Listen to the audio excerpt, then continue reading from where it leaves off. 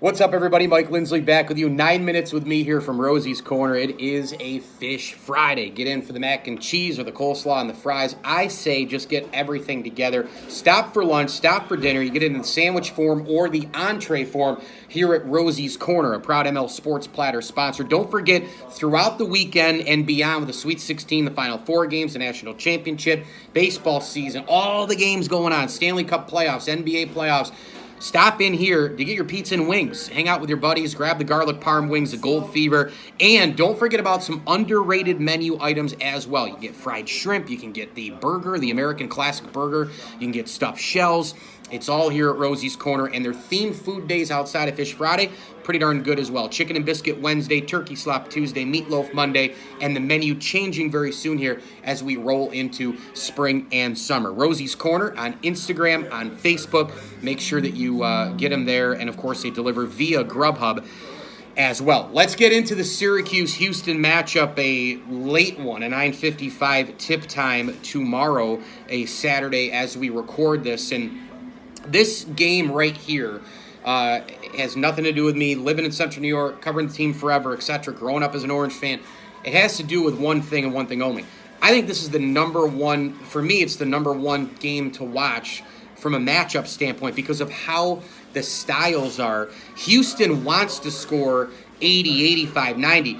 Now, Syracuse's offense, despite the fact that they have the 2-3 zone and they like to neutralize a lot of offenses, what I think people are missing on the big national scale is that Syracuse's offense deserves a lot more credit. A lot of times, during March, it's the 2-3 zone, keep it in the 50s, keep it in the 60s. Syracuse is winning games in the 70s.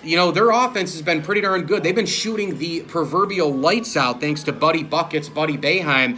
His 30-point game against San Diego State and then a terrific performance against West Virginia. Every single time this guy shoots the ball, you feel like it's going in. Don't you kind of have, as Orange fans, the old Andy Routens feeling and even more so the Jerry McNamara feeling where every single time the guy shoots, you feel like it's going in. And the offense right now is rolling. The Cuse has some depth pieces as well on both sides of the floor. Offensively, you've got obviously Braswell off the bench who's able to shoot some threes. Joe Girard's been bombing threes in splashes here and there.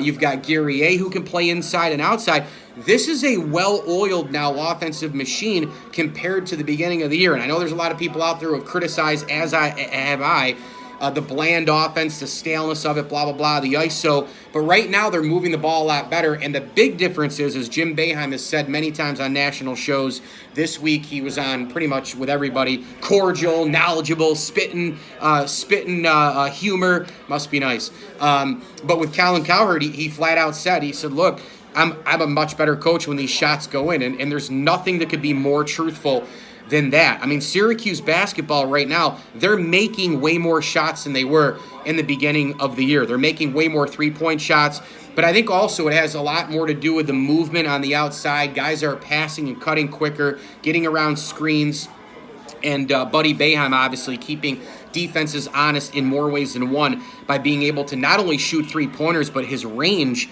is ridiculous as well. Houston wants to score. They want to push. They do a lot of the push-press defensively. They want to create offense from the defense. And obviously, this is a team that's super athletic, a lot of terrific guards. I can't wait for this matchup. And by the way, Houston and Syracuse, there's a little bit of history here, not between the two schools, but between Jim Boeheim and Kelvin Sampson. Remember, Kelvin Sampson is a former Indiana coach who got in some trouble from 06 to 08 with the phone calls and the NCAA violations and the like.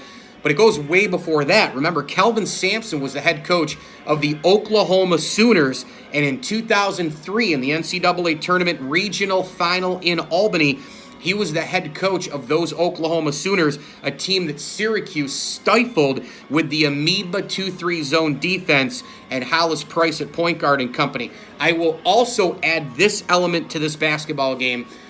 Syracuse, for some reason or another, I think it's just the anti-Boeheim, anti-Syracuse thing, but people don't understand the 2-3 zone. They think that it's just the same defense and has been for the past 40-plus years. It's not. Nothing could be further from the truth. Syracuse's 2-3 zone defense this year is different than last year, different than 2018, different than the run in 2016 as well, different than 2012, 2013, in which they had Michael Carter-Williams and Brandon Trish playing way up, some size, 6'2", 6'3". Carter-Williams is 6'6", 6'7" type point guard, and way different in terms of how they operated the perimeter, and then everybody else kind of falling back, wings spread out, CJ Fair and company. It's a different zone every single year. Now look, you might have you do have defenders who are long and lean and super athletic and all that, and the wingspan and all that, fine. But the defense, the look of it, 2-3 zone, it almost kind of sometimes looks like a 4-1 in certain spots. They want to keep the ball out of the middle, but it moves around a lot. It's not the same 2 guys here, 3 guys there, and just kind of putting your arms out here and then just expand out and try to guard a three-pointer. That's not how it works. Jim Boeheim, depending on the competition, his opponent, of course, and the coach and the players, it's all about adjusting to those individuals. What Syracuse did in the 2-3 zone in 2002-3 was more of an emphasis on taking the point guard away. And I just mentioned Hollis Price in Oklahoma. They went through and played a bunch of Big 12 teams.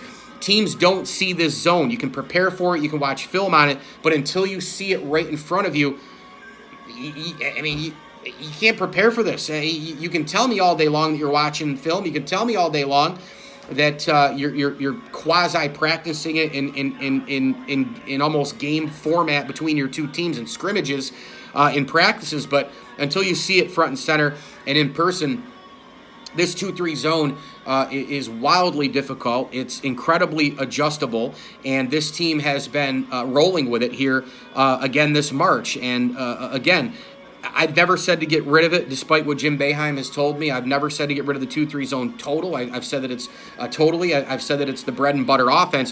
What I have said in years past is that during the regular season, there are a lot of games in which the teams are just raining threes, and it's nice to have some other options in your back pocket, some other defensive options to go with. But this time of year, you live and die by the 2-3 zone. You may get hit in March like they did in the 2000 regional semifinal in Michigan, at Auburn Hills, I believe, against Michigan State, where the eventual champion Spartans were raining threes on them left and right, led by Granger and company and Mateen Cleaves. That was a nice team. Morris Peterson. But 8 or 9 times out of 10, I should say, Jim Boeheim's team is going to succeed with this 2-3 zone because teams just cannot prepare for it. They're not ready for it.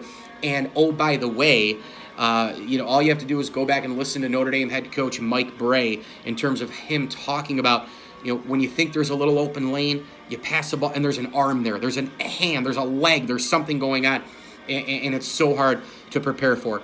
Syracuse and Houston, I actually think Houston's going to win this game really close, but I can't wait for this game. I'm going to go 80-75. Houston wins over Syracuse. But again, will not be surprised if the Orange take out the Cougars and Kelvin Sampson. Get on down here to Rosie's Corner, right off the Bartell Road exit in Brewerton. If you're in and around Central New York, they have the pizza and the wings, the pasta, the hot and cold subs, and more. Today is a Fish Friday, big time day. Themed food days are terrific here at Rosie's Corner. They got the mac and cheese rolling on Thursdays and Fridays as well. It's homemade, and it is to die for. Get on down here to Rosie's Corner on Instagram, on Facebook. Follow and like. And, of course, they do deliver via Grubhub as well. Thanks to Jody and Jason of the gang for having me. Don't forget, tomorrow I'm going to have Clark Kellogg on my podcast show from CBS Sports to break down the Sweet 16. Make sure you download and subscribe to the ML Sports Platter on all the major platforms. For example, if you have an Apple phone, go look at the pink podcast button or the purple podcast button. Tap it, hit search, ML Sports Platter, hit subscribe. All the episodes go in your smartphone device. As I always tell you, enjoy the games.